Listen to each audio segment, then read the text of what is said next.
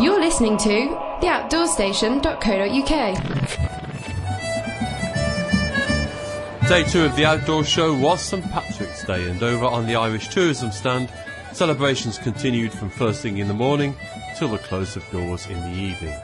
I managed to drag myself away from the music, the dancing and the Guinness to bring you the second in our reports from the Outdoor Show 2007.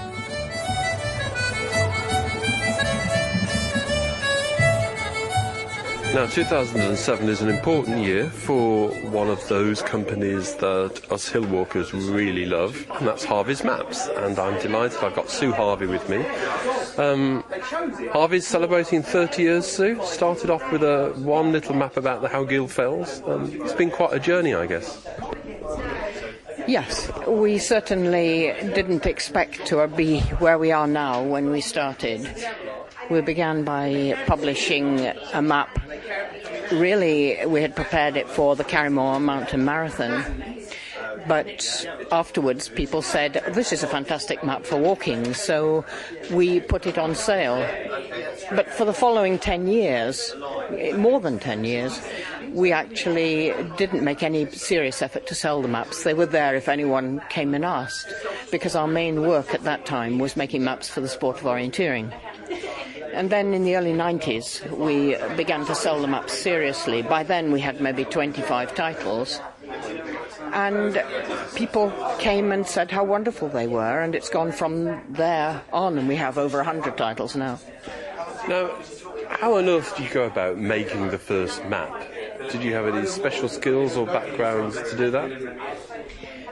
We had done quite a bit of map making for the sport of orienteering as amateurs at the time.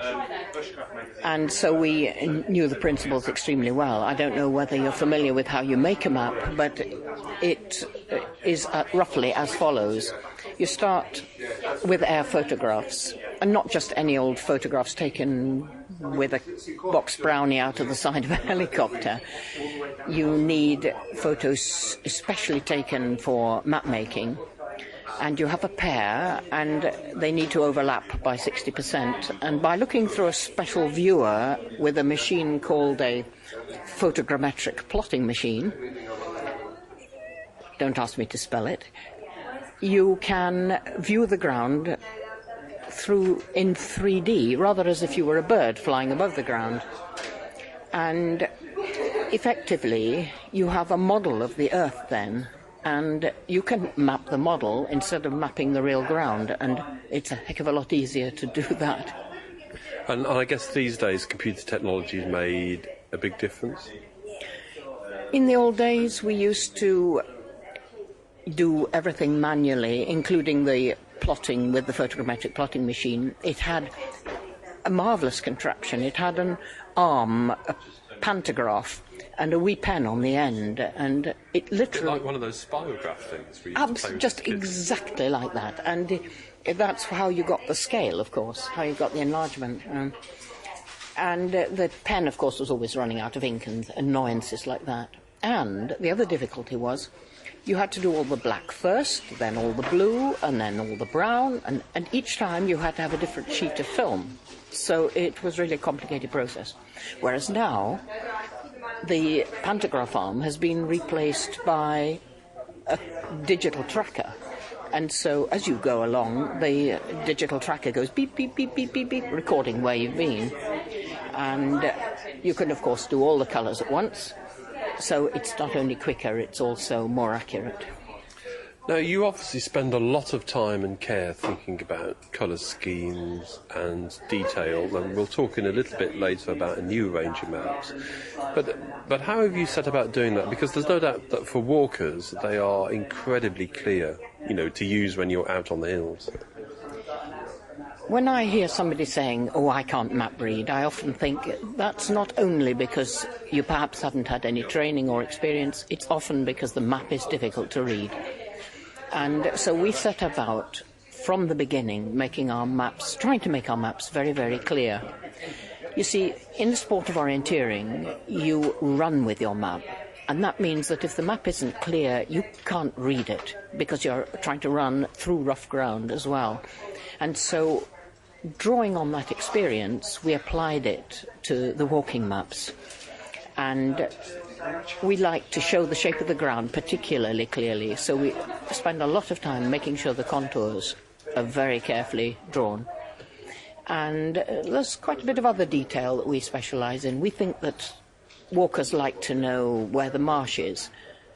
I suspect that not all walkers want to know where the marsh is in order to keep their feet dry. I think some of them choose to go through the muddy bits so they can show. Yes, there are times when it has some fun. More seriously, people need to know how much rock there is on the ground, because it affects how fast you can travel. So we concentrate on putting on, for example, the marsh, the coverage of the ground, the cliffs in a lot of detail, important for safety. And that makes the walker's experience more enjoyable, but it also, of course, is important for navigation. Now, the range has grown, so how many now? We've got over 100 titles in print. There are several series now. We have a 1 to 25,000 series, which is the sort of bread and butter. Very clear, easy to read, large scale. But, of course, some people walk too fast for travelling across a 1 to 25,000 sheet. They want something which has the detail but covers a bigger area. And so recently we've produced a new series in cooperation with the British Mountaineering Council, BMC, and this is at 1 to 40,000.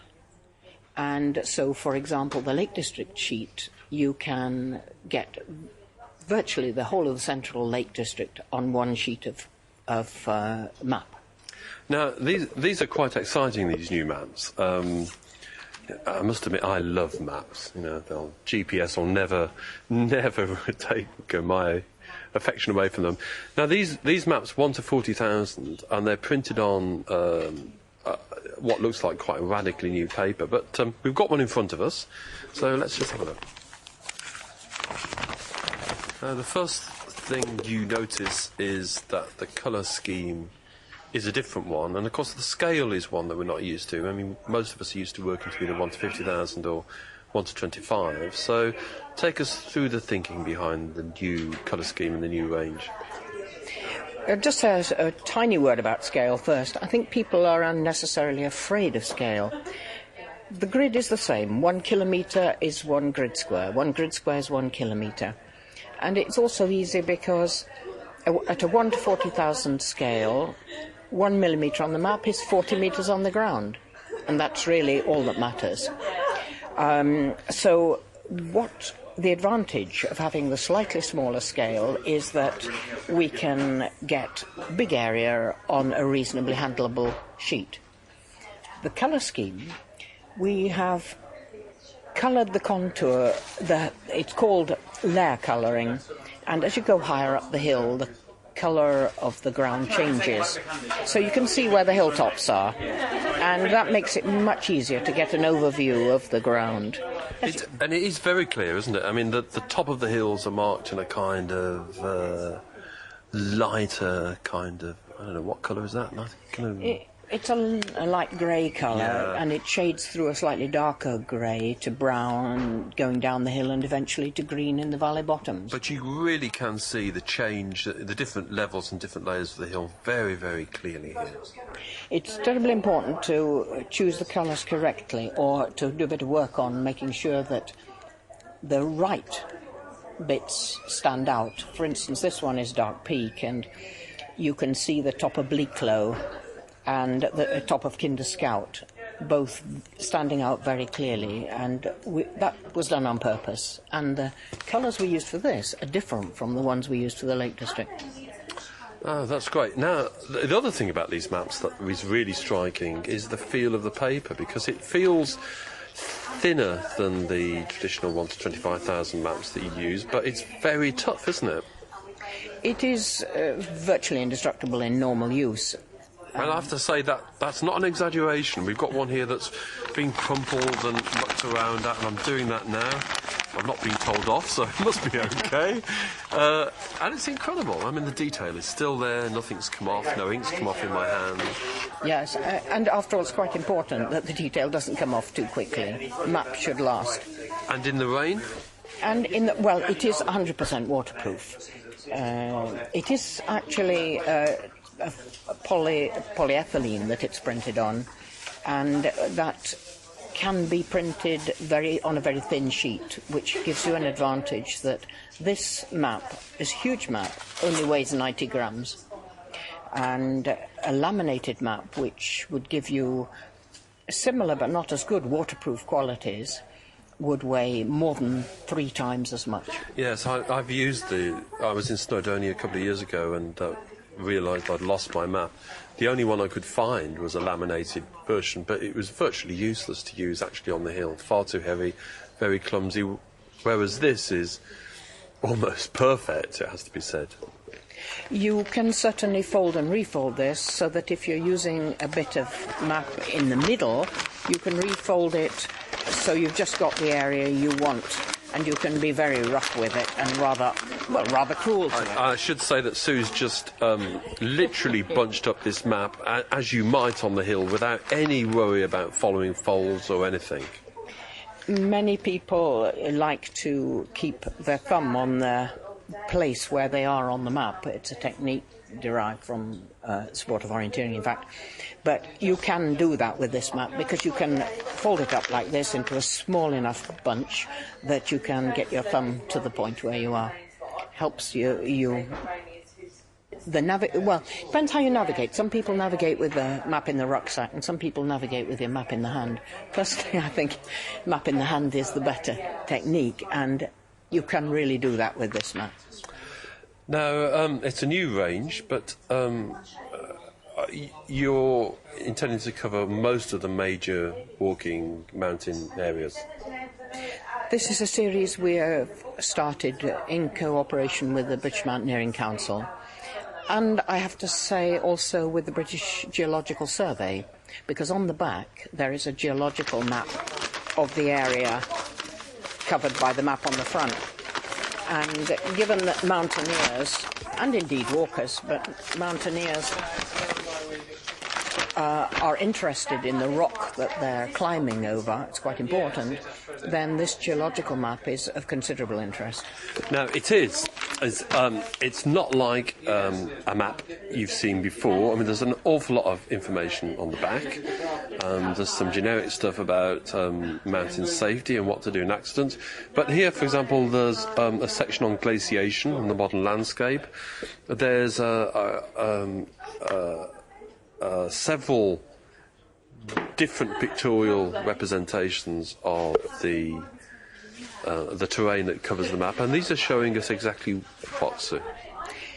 Well, they are, in a way, standard geological maps, but what we asked the British Geological Survey to do was produce something that the layman could understand and that was interesting to the layman. And this one of the Dark Peak is particularly good because you can see so clearly how the limestone of the White Peak goes into the gritstone of the Dark Peak. It's very, very obvious in the geological map. Yes, it's always been one of those things that is quite amusing when you have to buy either the Dark Peak or the White Peak map. But here, you really can see the way in which it works and the extent of it. It's fascinating.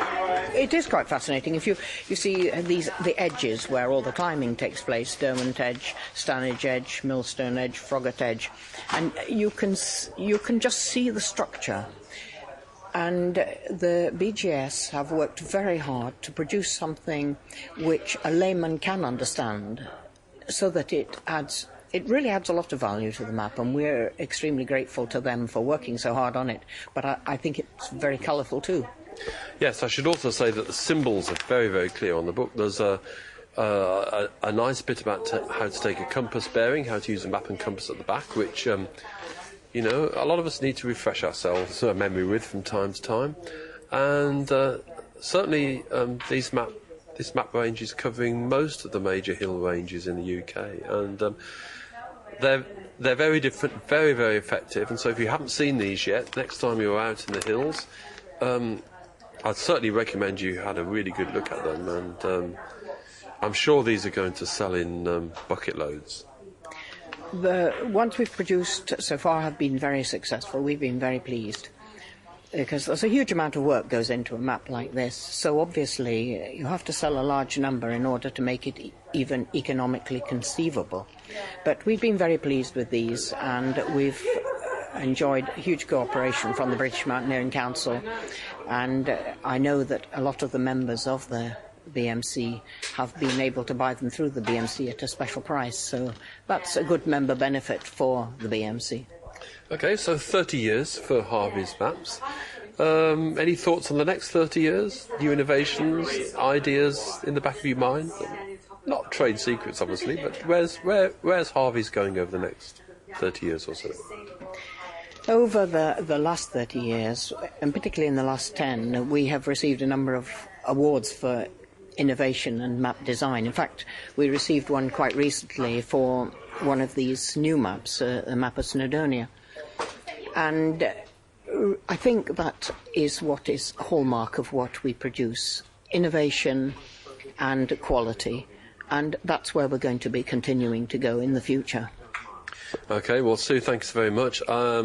Certainly, my old Harvey's maps were the clearest maps I've used, but these, I think, beat them by some margin. That's how good I think they are. And as for this crumple-free paper, oh, it's just absolutely fantastic. Sue, thanks very much. Thank you.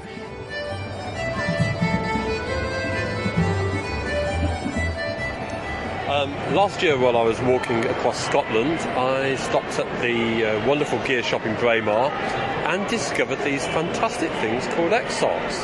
Now, I've been walking in merino wool up to then, and I bought a pair of these, and they really were remarkably different. Now, it's very difficult to go overboard about a sock. I'm pleased to say I've got Lillian from ASI, who are the importers and distributors of X-Socks. So, Lillian, what's so special about them? Well, they're all really and truly left and right footed. That's from the toe right through to the heel. So you get an excellent fit.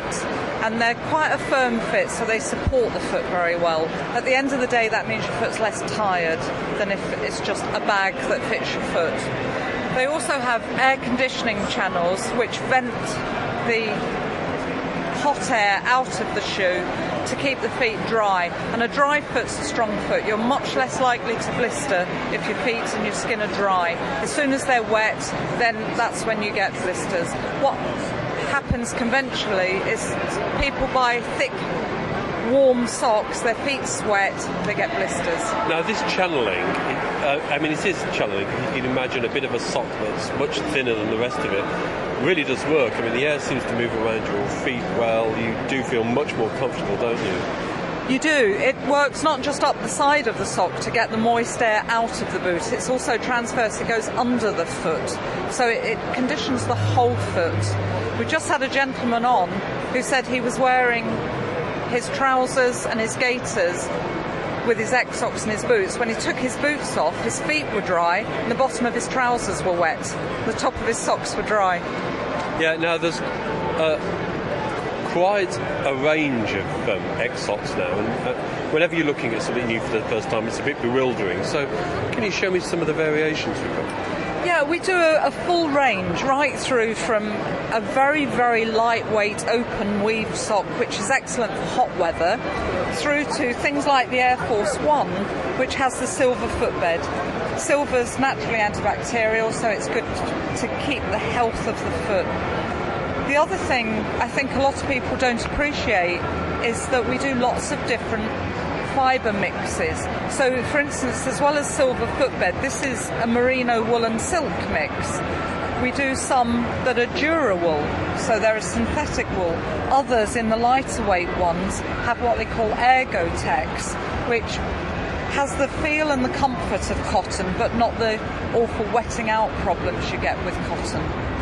Well, I wore a pair of trekking lights, I think they're called, all the way from Braemar to the east coast, and I've been wearing them ever since. So I certainly think they're one of the bargains around in the outdoor world at the moment. Thanks a lot. Thank you very much. Now, tucked away in amidst the smaller specialist stands are our friends Shewee, and Sam's here. Sam, how's it going? It's going well, yeah. Hello, it's going well this year. Last year we sold over 700 Shewees, and this year we've already hit that number, and it's Saturday morning. So yeah, it's going fantastically. Good. Now, There aren't many small companies here, it has to be said. I think it's quite an investment to come here, but it's been worth your while doing it. Yes, it's definitely worth the while. It's good to have a presence here because a lot of people have come back having seen us last year and said, oh, I saw you last year and I've had this situation when I thought I needed one, and I'm so glad that you're back again, so it's worth being here. Now you're branching out, aren't you? I guess the determination is to be not a one-product company, so you've got some new products here. So what have you got you can tell us about? We've got some new products. Firstly, the new products that we've got that are directly obvious are these new X fronts for women, and they're called X fronts because they look like men's boxers, but they're pink and they're sexy, and they've got a fly front, so women can use a Shewee much easier with these pants than they could with regular pants. And the other things we've got is we've got some gel hand sanitizers because a lot of people have said it's hard to track down the gel sort. They can get the spray but not the gel. And then working from the gel, we've got these new Absorb Easy pouches, which are for men and for women. And the pouches allow you to wee into the pouch, and it's got a special silica gel in it, which takes away all the nasty whiffs. So if you're in a tent or in a car, you can wee into a bag, whether you're a man or a woman.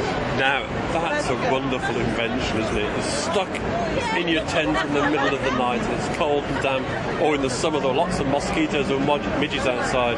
You don't want to get outside of that tent. That's a great idea. And is that freely available at the moment, or is it something we're going to see over the next year or so in the shops? Well, it's going to come into the shops in the next year or so along with the Shewee, but it's available. Firstly, we're launching at the show, and then we're adding it to our website in the next coming week, so you can obviously get all of this stuff from Shewee.com or the local retailers, which are all through the UK now. Oh, great. And presumably there's lots of other little ideas bubbling away there for the future. Yes, we've got something coming for extreme divers. When they're wearing their dry suits, you might think, oh, divers, they just wear in their wetsuit, but extreme divers, they have dry suits because they go to quite depths and it's very cold. So we've got a special new pant coming that allows women to wee into these pants, but it has a special valve so it comes out of the dry suit. And I think once we've done it for divers, it'll probably have other applications that we haven't realised yet. Well, Sam, thanks very much. Shewee continuing to go where no other company has gone before, and I'm sure we're all going to benefit from that. Excellent, thanks very much. I've been just sitting here in the press room here at the Outdoor Show, and I've come across a fascinating project that's been searching for sponsorship, so I thought we'd have a chat and see what it's about. And with me I have Thaisa, and she's promoting a new concept that brings together the world of the outdoors and the world of art, and it's called Velomania. So Thaisa, explain Velomania to us. Right, well, Velomania is a project all about bikes. It's basically a series of different arts projects which are all going to come together to make a touring festival which will involve bike stunts, dance, music, a skate ramp which we're having built, skate BMX ramp. And it's basically going to be a show that people can come along, get involved with, take part ideally. I mean, it's got a serious message, I guess, which is about promoting the importance of the bike and the outdoors, but these events sound to me as if they're designed to be a lot of fun. Absolutely, yeah. I mean, there is a serious message which is about the bike as an environmentally friendly mode of transport, about the bike as a very democratic mode of transport as well, something that almost pretty much everyone can afford and use. But the reason we've chosen the bike to create this project around is because it is something that everyone's used. It is fun, it's an amazing piece of technology, and we want to celebrate that as well, just the fact that bikes are great. And Velomania is going to be in some interesting venues over the next 12 months. That's right, we're going to Bike Fest, a new event in Lowther in Cumbria in May, Sustrans 30th birthday party in Bristol. Sustrans fit in very well with what it's all about, the idea of sustainable transport. Tour de France start in London, and the Kendal International Street Arts Festival in August. Okay, so keep your eyes open for Velomania, a chance to connect with your bike and a whole series of things. And remind us again what they are. What kind of artists are going to be around helping you? Right, well, we've got all sorts of people involved so far. We've got a bike engineer, a guy called Mike Patterson, who makes big processional vehicles, bike powered, some of them with sort of moving parts that are also powered by people cycling along. Dancers, musicians, from everyone from like rappers to opera singers, choreographers, filmmakers, that's probably central to it. We'll be making quite a lot of film as we go along, which will then become part of the show. Okay, well, sounds fun. So if you're at any of those venues over the next year or so, keep your eyes open for Velomania. Thanks very much. You're welcome. Thanks.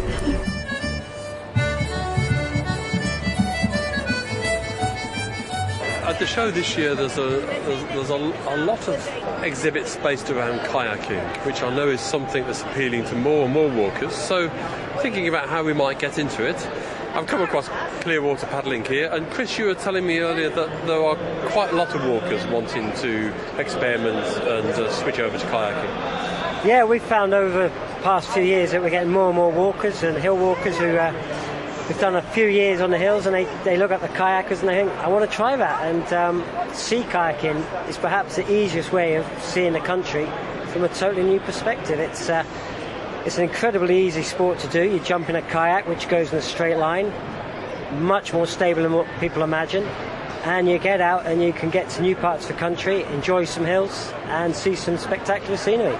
Two things struck me about it last summer. One was being in the Noidart at Souleys Bay and seeing a load of sea kayakers come into the bothy there, and I thought that's quite a cool way to get in.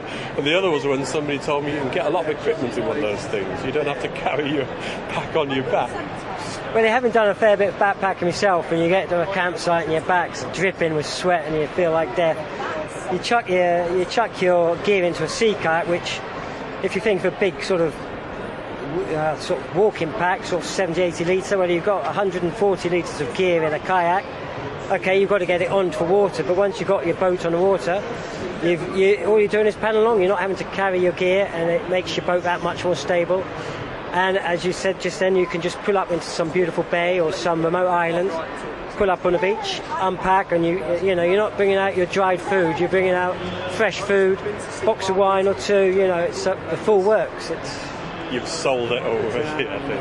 Now, if I was a walker wanting to think about maybe a first-time trip, I mean, what kind of options would I have?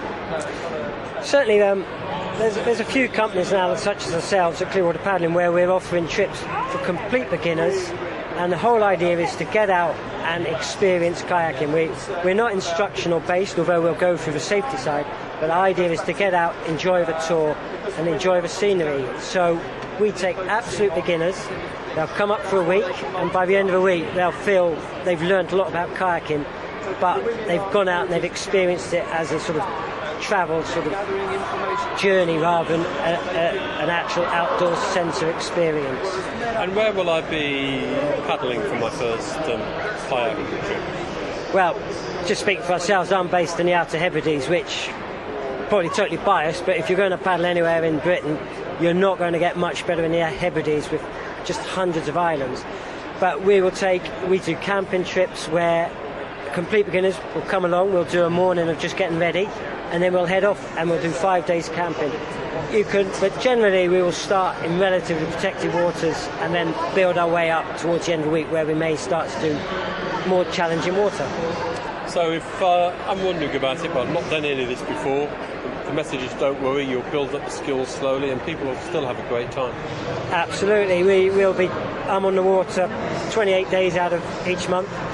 We maybe have 80 people a month coming through, enjoying a week's tour, and looking at it, we might get 1 or 2 capsizes in that time, which isn't a bad rate. So if you're thinking about, oh no, I'm going to be capsizing, this is desperate, it's far from it.